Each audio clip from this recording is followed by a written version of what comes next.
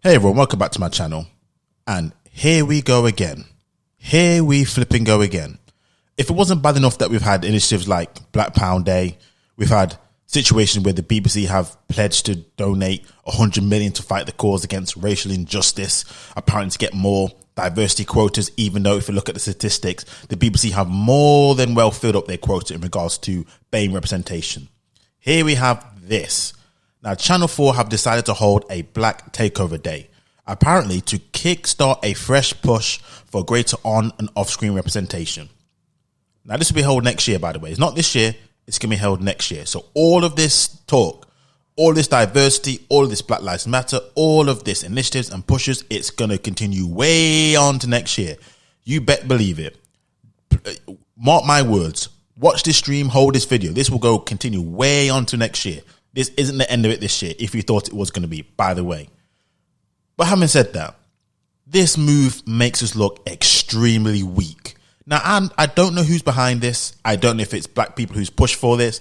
I've not heard black people push about this sort of stuff, because I'll be frank, who watches Channel 4 anyway? That's one thing for sure. I mean, I don't know who watches Channel 4, so I don't know what was going on behind the scenes. I don't know if Channel 4 are trying to sort of kickstart their image or say restart their image. I don't know what they're trying to do. But anyway, on Channel 4 for one day only, it's going to be all black. Now, here's my question. That is the purest form of tokenism at its finest. Not only does that scream tokenism, it also is racism.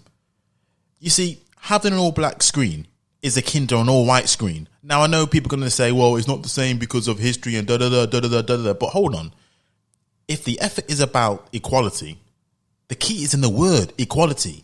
It means it should be equal representation. Now, I'll be honest with you. When it comes to things like work, academics, achievement, I don't believe in equality in the representation side of things. I believe in equality in the access and opportunity side of things.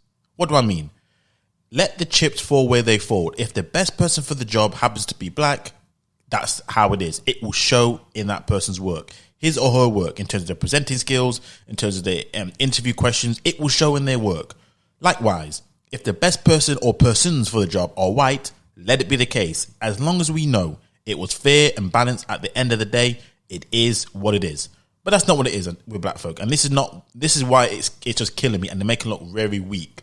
Because at the end of the day, this is just a forced tokenism to shove down the throats of people. And the thing is, what they don't understand, or if they have considered it, they must have not considered it for too long, is you are now going to piss off the rest of the public. Or for what?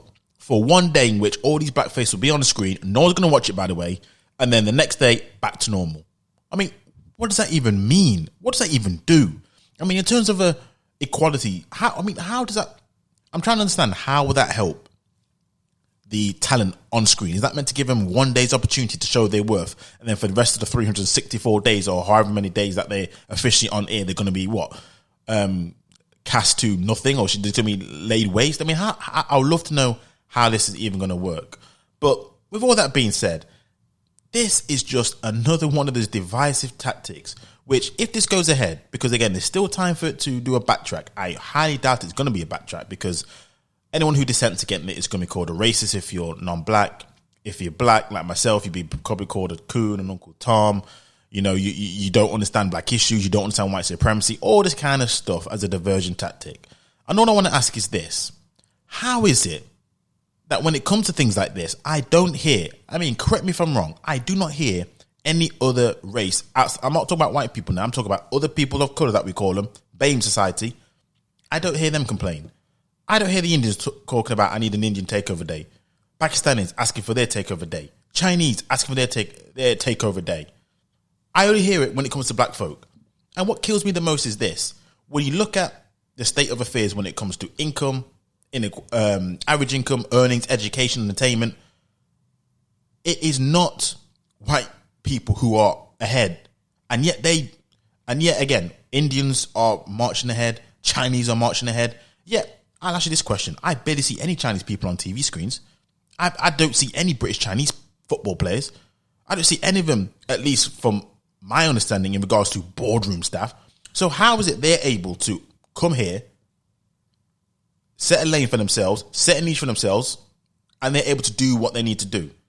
They have their businesses, they have their avenues that they dominate in their industries, but it's definitely not boardroom level stuff. It's not TV screens. It's not entertainment. It's not football, what we're all complaining about and crying about. It seems to be in niche businesses that they can target an audience and they can come together as a community and make money off it. How is it that these communities can do that with half as much complaints, and I'm being generous there, half as much complaints as we have, and yet they can still manage to get where they need to get to in life? You see, the thing is, and someone needs to tell black folk this, and I'll be the first one to tell it to them. The reason why we're in the situation that we're in is not because of bullshit like this. It's not because we need no takeover day. It's not because we need this greatest push for equality. It's because we don't seem to know how to do the basics.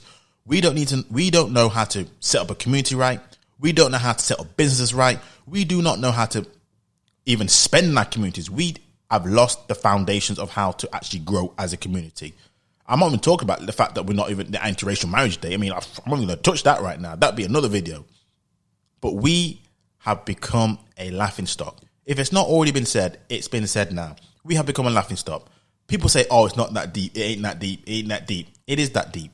And the fact of the matter is, race relations are as worse as ever been, and this is making it even worse. What is the point of this day? This day, I'm pretty sure the powers that be who will do this, they want this drama to continue. They want this drama to continue with bullshit like this. Because I can't believe that people who sign this off want to realize this is going to piss a lot of people off. I don't know. I don't know what to say about this, but all I know is this is a bad idea from the get-go. At the end of the day, this is just not the route to go down. It is what it is. Until next time.